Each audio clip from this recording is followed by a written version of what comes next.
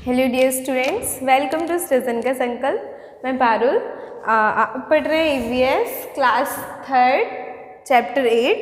इसका पशु पक्षियों का आवाज़, ये आपके चैप्टर का नाम है। इस चैप्टर का कुछ पार्ट आप लास्ट वीडियोस में पढ़ चुके हैं और अब हम कुछ पार्ट इसका आज और कंप्लीट करेंगे। तो आज हमारा टॉपिक यहाँ से होगा पालतू पशु और पक्षी।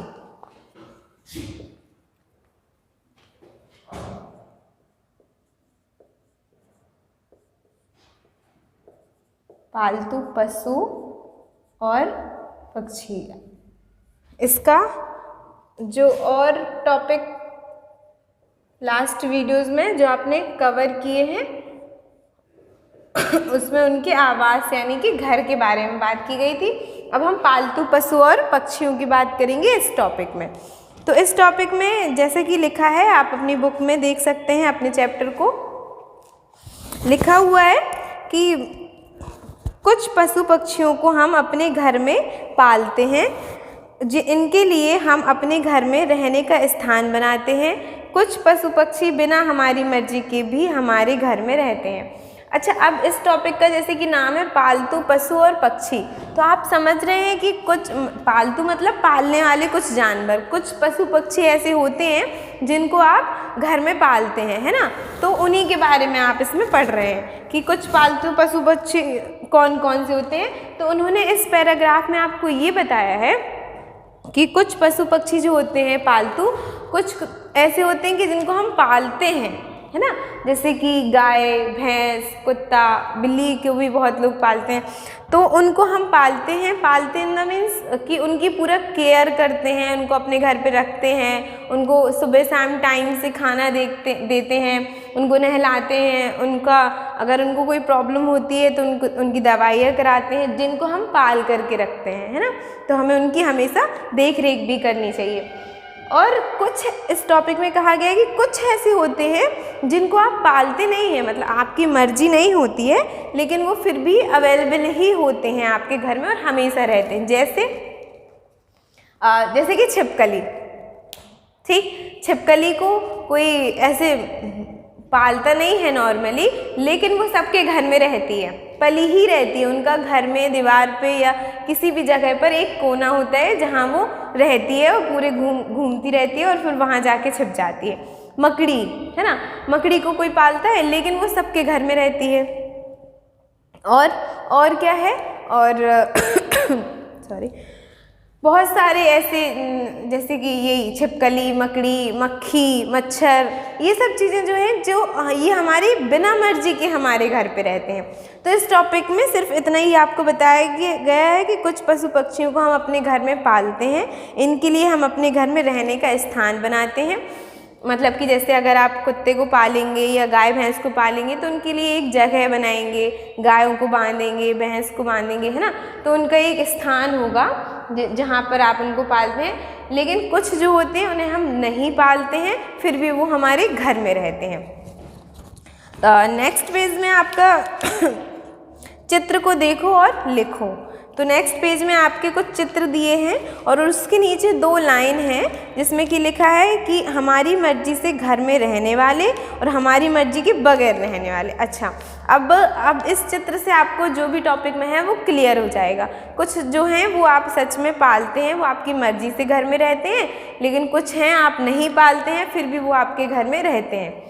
तो चित्र बने हुए हैं, उससे आपको देखना है और डिफाइन करना है कि कौन से हमारी मर्जी से रहने वाले हैं और कौन से ना रहने वाले हैं। तो ये आप अपनी बुक में चित्र देखेंगे, आपको समझ में आएगा।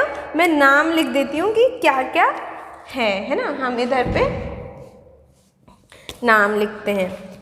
सबसे पहले जो भी चित्र यानी कि डायग्राम बना हुआ है, मैं उसका नाम लिख रही हूँ। आप अपनी बुक में चित्र को देख के पहचानिएगा और फिर जब उसका नाम पता चल जाएगा तब तो आप बहुत आसानी से पहचान लेंगे। सबसे पहले भैंस का चित्र बना हुआ है, उसके बाद है मच्छर, मच्छर का चित्र बना है, फिर है मकड़ी,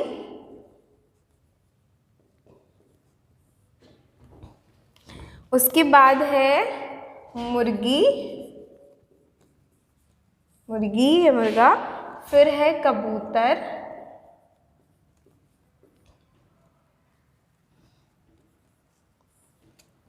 और कबूतर के बाद जो है फिर छिपकली, मैं नीचे लिखती हूँ उसका चित्र, लेकिन कबूतर के बगल में बना है।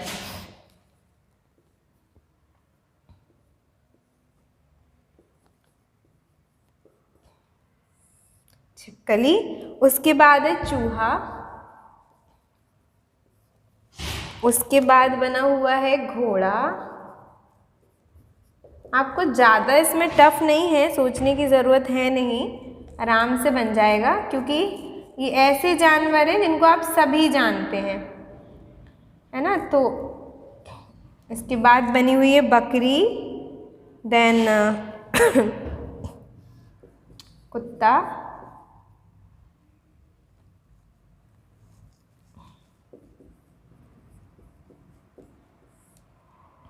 और उसके बाद है गाय।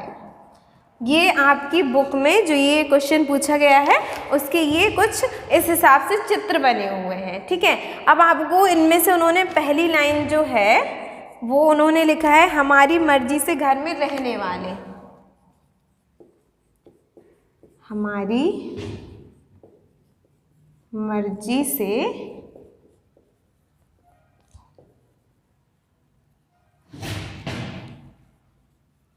घर में रहने वाले कौन कौन से, इनमें से ही आपको छांटना है। दूसरा पॉइंट जो है उसमें पूछा गया है कि हमारी मर्जी के बगैर रहने वाले, हमारी मर्जी के बगैर भी कुछ रहते हैं, है ना, मतलब कि आपका मन नहीं है, जैसे कि मकड़ी मच्छर को आप भगाना चाहेंगे लेकिन वो फिर भी रहते हैं, तो हमारी मर्जी के बगैर रहने वाले। अब उनको आपको इसी से, जो ये डायग्राम में कुछ चित्र दिए हुए हैं इस तरह के, इसी से आपको छांटना है कि कौन से हैं जो आपकी मर्जी से आपके घर पर रहते हैं और कौन से हैं जो आपकी मर्जी के बगैर भी आपके घर पे रहते हैं। ये करना है आपको। तो अब ये इतना टफ नहीं है, आप बहुत ईजिली समझ गए होंगे, बहुत ईजिली समझ आ रहा होगा।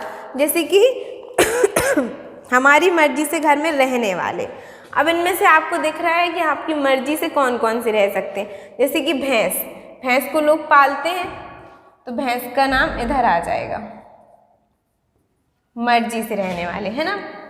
इसके बाद और भैंस हो गई, ठीक है। और आप देख रहे हैं बकरी को भी लोग पालते हैं, तो ये आपकी मर्जी से आपके घर पे रहेगी अगर आप इसको पाल करके रखेंगे तो, वरना वो भाग जाएगी। कुत्ते को भी लोग पालते हैं, ठीक है।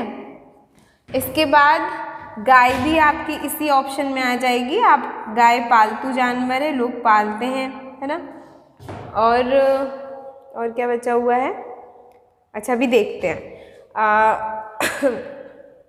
अब देखिए चूहा, जैसे कि इसमें मच्छर, चलिए इधर से शुरू करते हैं। जैसे कि मच्छर ऑप्शन दिया है, ठीक। अब मच्छर, आप ये बताइए, मच्छर आप चाहते हैं क्या कि वो आपके घर पे रहे? नहीं ना, आपको नहीं पसंद है ना मच्छर, वो काटते हैं, परेशान करते हैं, तो आप बिल्कुल नहीं चाहते कि वो आपके घर पे रहें, लेकिन फिर भी वो रहते हैं आपके घर में, कहीं ना कहीं से आ ही जाते हैं, है ना। और बीमारियां भी पैदा करते हैं, इसलिए हम बिल्कुल नहीं चाहेंगे कि वो हमारे घर में रहें, और ना ही उनको कोई पालता है, लेकिन फिर भी वो हमारे घर पर रहते हैं। तो ये हमारी मर्जी के बगैर रहने वाले जानवर हो गए, पशु पक्षी, ठीक है। तो मच्छर आपकी इस लिस्ट में आ जाएगा, ठीक, एकदम आसान है, इसको आप बहुत इजीली कर सकते हैं। मकड़ी, कभी आप चाहते हैं कि मकड़ी आपके घर पे रहे? नहीं ना, तो मकड़ी भी रहती है, लेकिन तो मकड़ी भी आपके इसी वाले ऑप्शन में आ जाएगी। इसके बाद छिपकली भी रहती ही है घर पे, सबके घर में ही होती है, और कहाँ से आती है नहीं पता चलता है, लेकिन कोई चाहता नहीं है, तो छिपकली आपकी मर्जी के बगैर रहती है, इसलिए वो इसी वाली कैटेगरी में आएगी, ठीक है। आप इस ऑप्शन में छिपकली को भी लिखेंगे। अब भैंस, मच्छर, मकड़ी और कबूतर, मुर्गे भी रह गया है, चूहा, हाँ, घोड़ा रह गया है, बकरी, कुत्ता, गाय हो गया है। घोड़ा ये आपकी मर्जी से ही रहेगा। अगर आप इसको पालोगे, उसके लिए स्थान बनाओगे, उसके खाने पीने की व्यवस्था करोगे, तब वो आपके घर में रहेगा। तो घोड़ा ये आपका हमारी मर्जी से रहने वाले ऑप्शन में आ जाएगा। अब बचा क्या है? अब बचा हुआ है मुर्गी और कबूतर, है ना। तो मुर्गी भी लोग पालते हैं, तो मुर्गी भी आपके इसी ऑप्शन में आ जाएगी। अब बचा है कबूतर, तो आपकी मर्जी से रहने वाले, मर्जी के बगैर रहने वाले। बगैर मर्जी के कबूतर नहीं रहता है। कबूतर को भी आप पालेंगे, उसके लिए पिंजरा बनाएंगे, उसको अपने घर में स्थान देंगे, उसकी केयर करेंगे, तभी कबूतर रहता है। तो कबूतर मर्जी से रहने वाले में आएगा। ठीक है, इस तरह सारे हो गए हैं आपके। हाँ, चूहा रह गया ना। चूहा ये आपके बगैर मर्जी से, आपको पता है कि चूहा तो भाई सभी भगाते हैं क्योंकि वो बहुत नुकसान करते हैं, है ना।